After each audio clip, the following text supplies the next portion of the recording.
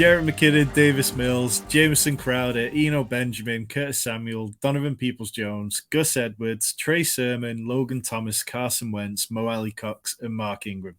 This is really getting into the kind of rounds where you were taking dart throws. It was hard to know which of these players were going to turn out great for you. Jarrett McKinnon, he was 30 years old coming into this season. Now he's 31, but he still age didn't matter to him. Down the stretch, he was massive. And we saw it. Curtis Samuel had great moments early on, and when Carson Wentz was in the team, Donovan Peoples-Jones was actually one of the real steals of drafts this year. You can see we've got a bunch of players who are above that line. And honestly, I don't really mind players giving me negative fantasy points over expected at this point in the draft because it's so hard to guess what you're going to get. But Donovan Peoples-Jones, 9 games of 50-plus yards, 100.1 QBR rating when targeted, 19 deep targets. It just felt like for huge parts of the season, he was the most reliable wide receiver or even pass catcher in Cleveland. And then, of course, Deshaun Watson came in and deep sixed it. But looking back at the offseason, we knew there was only Amari Cooper and David Njoku. We'd seen Jacoby Brissett be okay before. Should people have been more aggressive with Donovan Peoples-Jones because he gave you everything you wanted in a late round wide receiver target? This one's tough because DPJ is to me what Zay Jones is. The only difference was the quarterback play coming into the season wasn't the same. The running back coming into the season wasn't the same.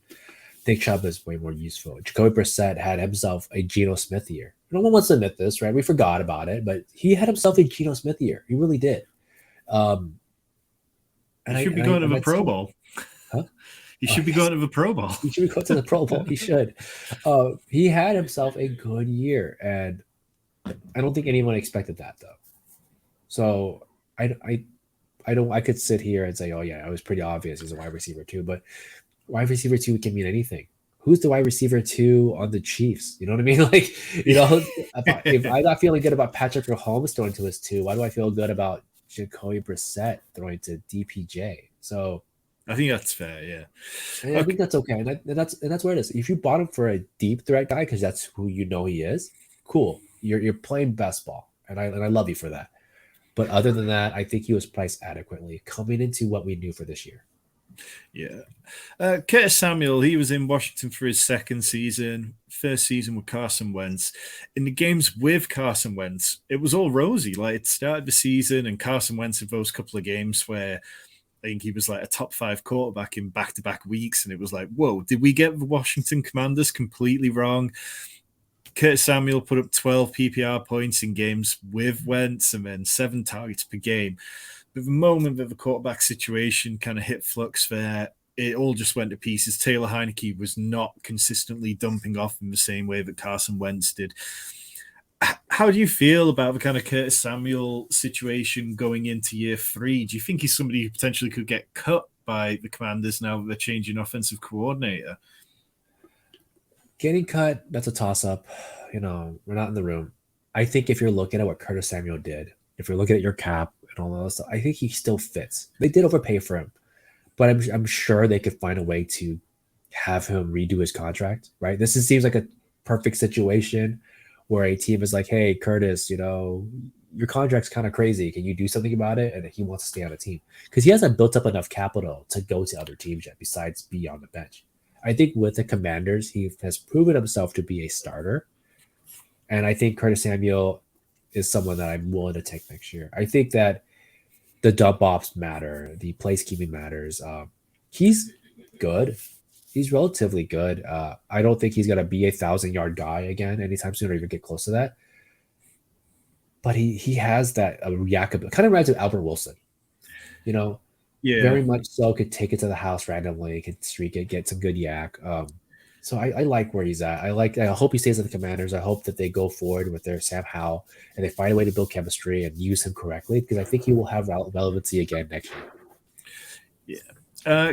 Gus Edwards only played 8 games this season, 7.2 points per game in those, and which when you look at it, he had 10.4 touches per game, and you know what this Ravens offense can be like when they're really cooking, feels a little bit disappointing. It felt like really we didn't see the Gus bus fully just steaming through players like we used to.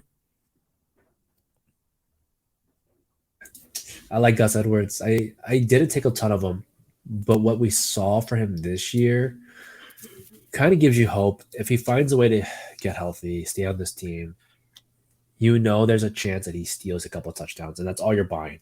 If he goes this late again next year, he had 3 contributive games this year, didn't play a whole season, obviously, but in the event that he could have, you could have gotten 6, 9 useful games out of a guy that you're getting in what, round 17. I think this was a steal, even with the results we got.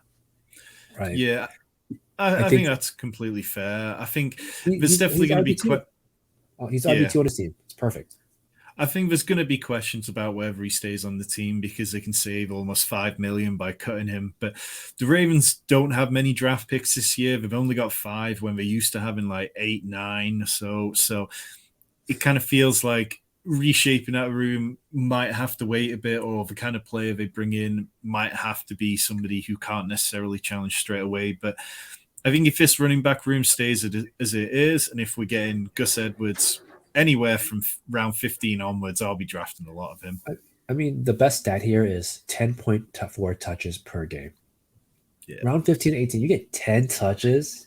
That's money, man. That's one of those coaches. That's like Jared McKinnon type of thing. You know, you get 10 touches. That's great. I don't care who it is, as long as it's not in my first 12 rounds. You know, so Gus Edwards is a steal in round 17.